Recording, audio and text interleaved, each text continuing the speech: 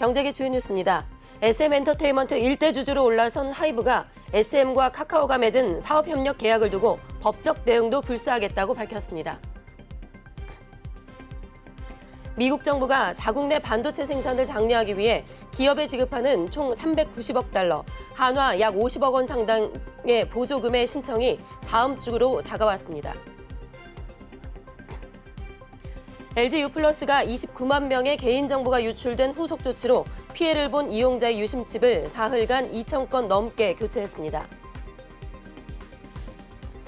포스코홀딩스가 세계 유리 니켈 보유국인 인도네시아에서 2025년부터 전기차에 사용될 2차 전지용 니켈 생산에 돌입합니다.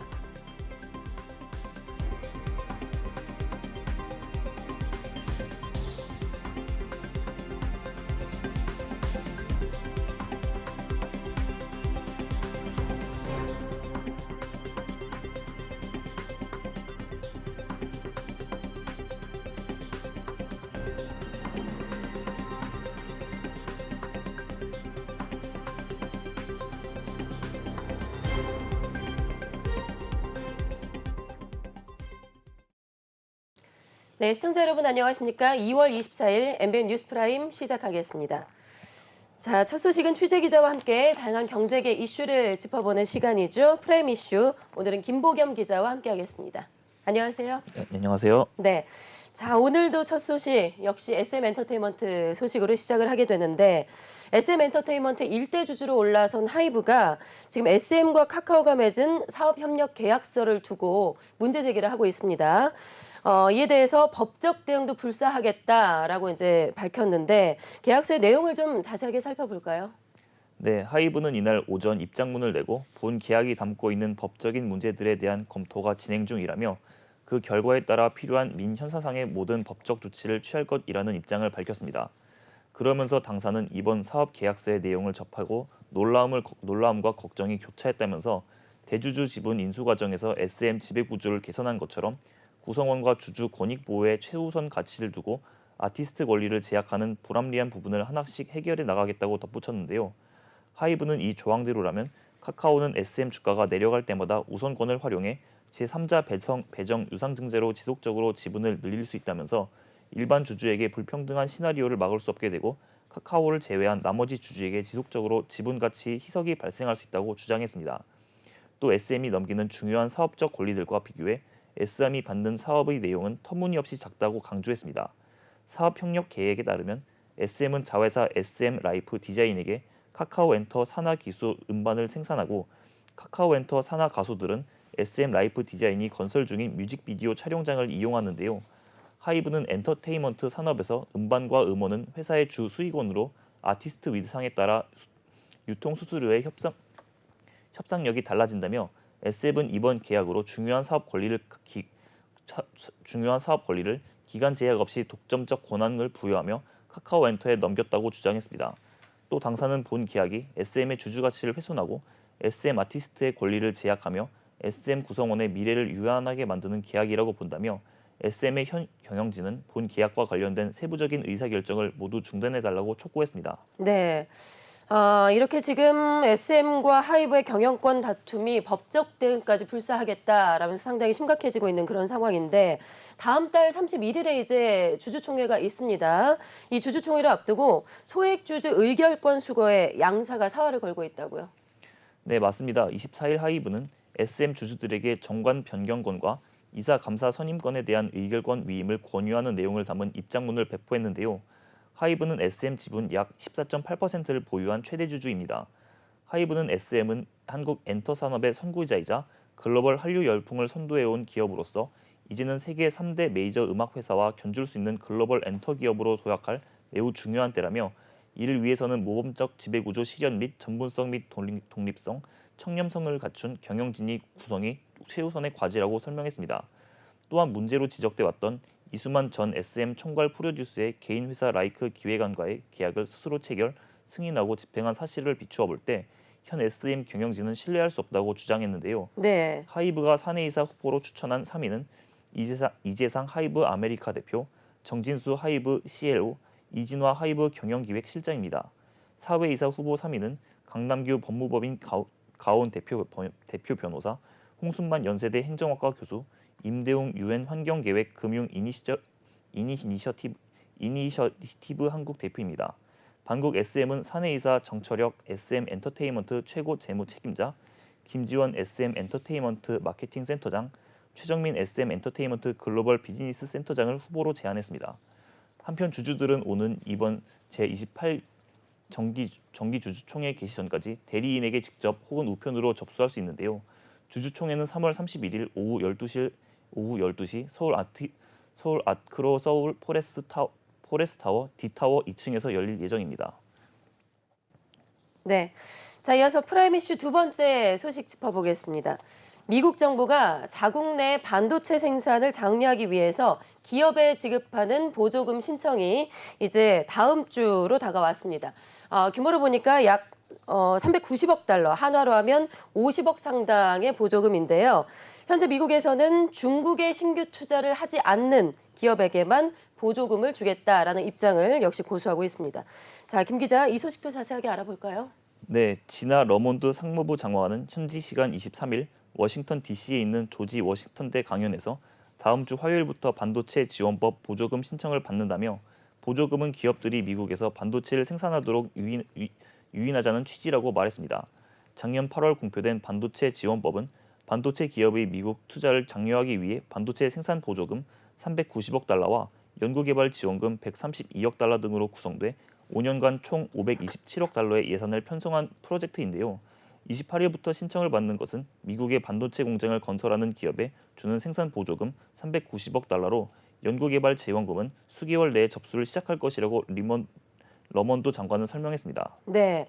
지금 삼성전자는 미국의 신규 반도체 공장을 그리고 SK그룹은 반도체 연구개발센터를 건설한다라고 계획을 밝힌 상황인데 자, 이들 기업도 보조금을 과연 받을 수 있을까요?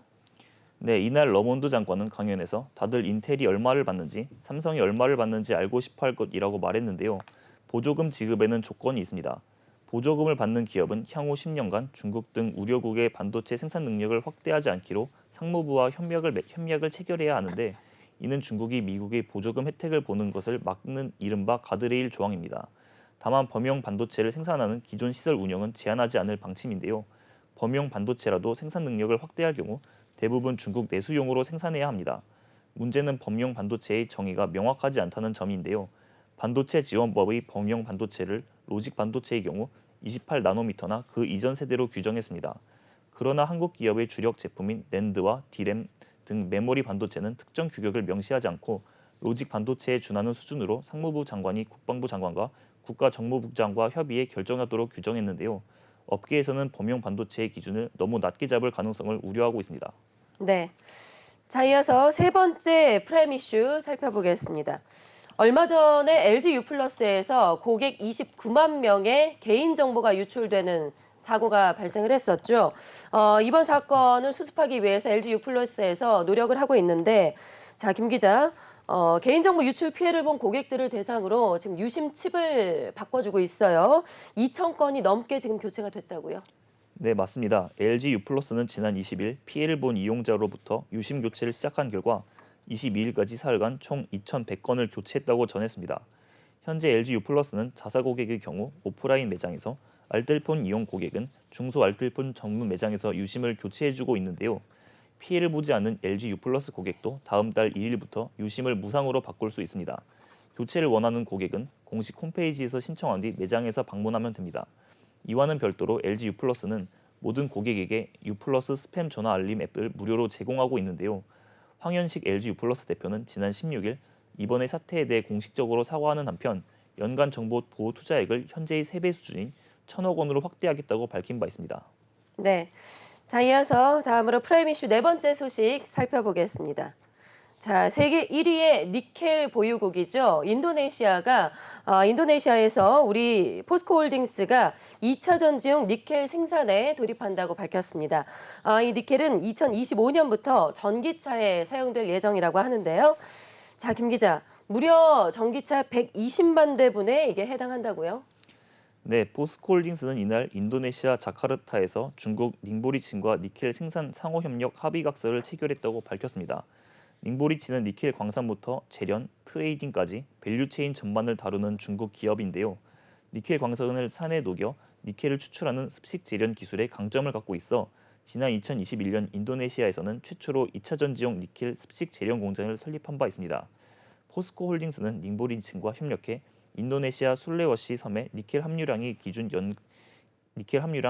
연산 12만 톤 규모의 니켈 중간재 생산 공장을 건설할 계획을 세웠는데요.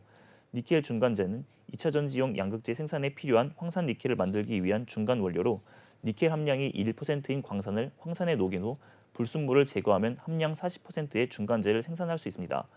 포스코홀딩스는 우선 1단계 사업으로 전기차 120만 대 분에 해당하는 연산 60만 톤 규모의 생산 공장을 연내 착공해 2025년부터 생산을 시작할 예정입니다. 이를 통해 세계 1위 니켈 보유 생산국인 인도네시아에서도 니켈 공급망을 갖춘다는 전략인데요. 현재 인도네시아의 니켈 매장량은 2,100만 톤에 달할 것으로 추정하고 있습니다. 네. 자, 니켈은 전기차용의 2차 전지에서 정말 핵심 원료라고 이제 꼽을 수가 있겠는데 이게 충전 용량과 주행 거리를 결정짓는다고 하죠. 그만큼 수요도 상당히 가파르게 증가하고 있다고요. 네, 맞습니다. 이에 포스코홀딩스도 2차 전지 소재 전 밸류체인 구축을 목표로 니켈과 리튬 사업을 포스코 그룹 7대 핵심 사업 중 하나로 선정한 바 있는데요. 이에 포스코홀딩스는 닝보리친과의 니켈 사업 합작을 통해 뉴칼레도니아와 호주에 이어 인도네시아에서도 니켈 공급망을 갖추고 이를 바탕으로 2030년까지 니켈 22만 톤과 리튬 30만 톤, 양극재 61만 톤, 음극재 32만 톤에 대한 생산 판매 체제를 구축한다는 목표를 세웠습니다. 또 포스코 그룹은 뉴칼레도니아 원료법인 NMC 국내 재련사 SNNC와 함께 광산 재련 합작 사업을 추진하고 있는데요. SNNC와 협력해 올해 하반기 준공을 목표로 연산 2만 톤 규모의 2차 전지용 황산 니켈 정제 공장을 건설 중이고 2021년에는 호주 니켈 광산 재련 업체인 레이븐소프의 지분 30%를 인수하는 등 배터리 자원 확보에 힘쓰고 있습니다. 네. 자, 이어서 5번째 프라임 이슈 살펴보겠습니다. 최근에 이제 길거리에서 전기차 택시 종종 보실 겁니다. 최근에 택시업계에서 전기차가 대세로 뜨고 있다고 하는데요. 보조금 등 여러 가지 혜택을 받아서 지금 신차를 싸게 살 수 있고 유지비도 상당히 좀 적게 든다고 합니다. 김 기자, 전기차 택시가 어느 정도나 늘었을까요? 네, 이날 카이지유 데이터 연구소에 따르면 지난해 국내 새롭게 등록된 전기차 택시는 15,765대로 한 해 전보다 200% 넘게 급증했습니다. 지난해 택시 신차 등록 전체에서 차지하는 비중도 37.9%로 전년 대비 23.7% 상승했는데요. 차종별로는 현대자동차의 전기 SUV 아이오닉 5가 가장 많았습니다. 아이오닉 5 택시는 지난해 6,300대가 등록됐고 이어 기아 전기차 EV6와 니로 EV가 뒤를 이었습니다. 현대차가 지난해 하반기 출시한 전기 세단 아이오닉 6도 지난해 1,900대가 택시로 등록됐는데요. 전기 택시가 급증한 가장 큰 이유는 비용 때문입니다. 전기차는 신차 가격과 유지비가 상대적으로 저렴한데요. 예를 들어 아이오닉 5 택시용 모델 가격은 법인 개인 4,790만 원, 개인 택시 약 4,355만 원입니다. 여기에 택시 영업용 전기차에 대한 지방자치단체별 추가 보조금을 감안하면 2천만 원 초반대 개인 택시용 아이오닉 5를 살 수 있습니다. 네, 전기차 택시의 장점이 상당히 많은데, 자, 이에 완성차 업계도 지금 택시 사업자를 위해서 마케팅을 강화하고 있다고요? 네, 맞습니다. 완성차 업계도 택시 사업자를 위한 맞춤형 마케팅 전략을 펴고 있습니다. 기아는 지난해 6월 전기차 개인 택시 사업자를 위한 기아 EV 멤버스 택시 멤버십을 출시했는데요. 이 서비스에 가입하면 별도 회원 가입 없이 제휴 충전소를 통합 사용할 수 있습니다. 또 충전 결제 시 모든 제휴 충전소에서 보유한 기아 멤버스 포인트를 쓸 수 있고 카카오의 택시 배차 서비스 카카오티 블루 가입 시 설비비도 지원받을 수 있습니다. 업계 관계자는 전기차는 휘발유, LPG 등 연료비와 비교하면 충전비가 적게 든다며 전기차를 모는 개인 택시는 부재에서도 제외돼 모든 요일에 운행할 수 있는 장점이 있다고 설명했습니다. 네. 자, 이어서 프라임 이슈 6번째 소식도 살펴보겠습니다. 현대차의 전기 세단인 아이오닉 6가 미국에서 이제 정식으로 출시가 된다고 합니다.